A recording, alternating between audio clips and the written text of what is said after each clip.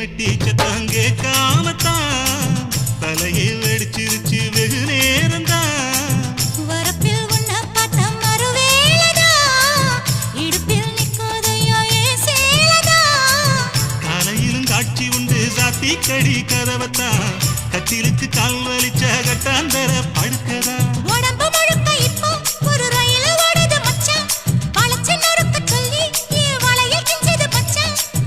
அடடா அல்வா துண்டு இடுப்பு ஓங்கிடுப்பு